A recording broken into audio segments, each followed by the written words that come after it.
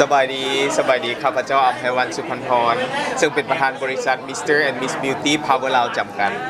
ในโมนี้เนาะเขาสิได้เดินทางไปพบท่านทูตอยู่ที่สิงคโปร์โดยการนำพาเยาวชนและวัยหนุ่มลาวเข้าพบท่านทูตเพื่อแลกเปลี่ยนวัฒนธรรมเกี่ยวกับเป็นการเป็นทูตวัฒนธรรมและยิ่งไปกว่านั้นวัยหนุ่มลาวของพวกเขาจะได้คือโครงการของ Beauty ของพวกเขาจะได้เฮ็ด MOU กับฝั่งของประเทศสิงคโปร์เพื่อขนขวายทุนฟรีให้กับเด็กน้อยอยู่สปป.ลาวส่วนวันที่17-19เมนจะได้เดินทางไปที่รัฐอาณาจักรไทยเนาะคือบางกอกซึ่งว่าพวกเขาจะได้รับรางวัลพระราชทานซึ่งในแต่ละปีแมนโครงการ Beauty ของพวกเขา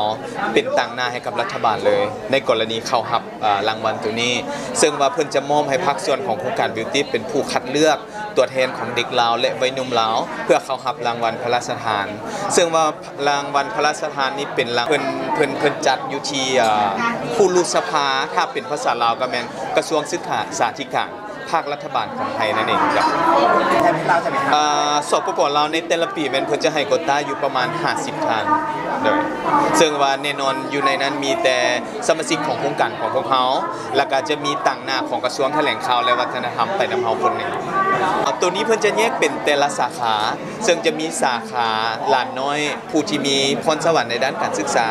หลานน้อยผู้ที่มีพรสวรรค์ในด้านความสามารถพิเศษและก็มีพรสวรรค์ในด้านของการเผยแพร่วัฒนธรรมก็คือบรรดานางแบบในแบบสำหรับรางวัลพระราชทานแล้วที่จริงเพิ่นมอบให้ฟังของประเทศลาวแม่นข้าพเจ้าเป็นคนเลือกเนาะที่จริงมีหลากหลายสาขาอนาคตอาจจะมีฝ่ายของอินเตอร์เทนเมนต์พวกนักข่าวหรือไม่อย่างก็ได้เนาะบางเทื่อ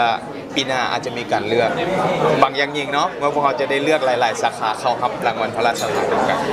ครับบ๊ายบายใส่กล้องเลยโอเคบ๊ายบายขอบใจหลายๆโอเคขอบใจบ๊ายบายขอบใจเด้อโอเคครับโอมอสังหาริมทรัพย์ห้องเสื้อ My Style เมนโฟลเดอร์คำเผาสั่งได้เดอะบาร์เบอร์ลาว